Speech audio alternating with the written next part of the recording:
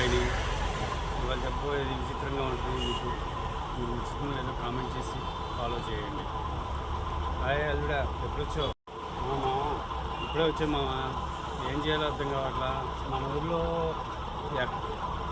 రుచికరమైన వంటలు, రుచికరమైన టిఫిన్ సెంటర్ ఎక్కడుందో ఏంటో కొంచెం వివరంగా చెప్పరా? చాలా రోజులు మంచి ఫుడ్ తిని అది స్పెషల్గా ఉండాలి, పండగ స్పెషల్గా ఎఫెక్ట్గా ఉండాలి, వెరైటీగా ఉండాలి. అల్లుడా భలే అడిగేవరా. పండగ స్పెషల్, దానికి తగ్గట్టుగా రుచికరమైన వంటలు, పిండి వంటలు, టిఫిన్ సెంటర్లు అన్నీ అడిగావు. మన ఊరు ఏంటో అనగనగా ఒక ఊరిలో ఒక రుచికరమైన ఒక హోటల్ ఒకటి ఉంది. అది ఏంటంటే సర్ప్రైజ్. అది నువ్వే చూస్తే తెలుస్తుంది.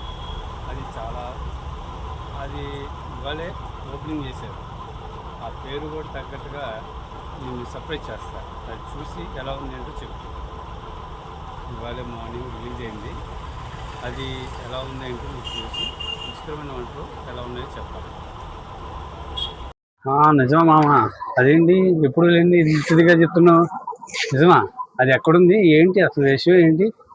అనగనగా ఒక ఊర్లో అంటున్నావు, అసలు ఎక్కడుంది ఏంటి చెప్పు వివరంగా, క్లారిటీగా. మామూలు నిజమాలుడు.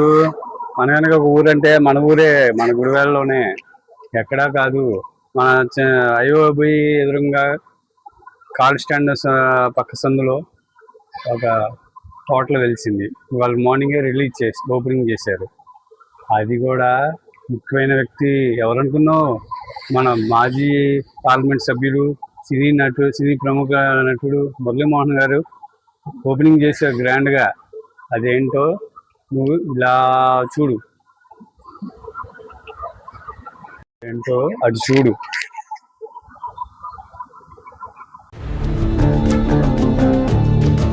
చిన్న కాల్ స్టాండ్ పక్కన ఐఓబి ఎదురుగా స్టార్ట్ చేయబడింది. ప్రముఖ సినీ నటుడు, సినీ ప్రముఖులు మురళీమోహన్ గారిచే ఓపెనింగ్ చేయబడింది. అందరూ ఆహ్వానించారని చెప్పారు. చాలా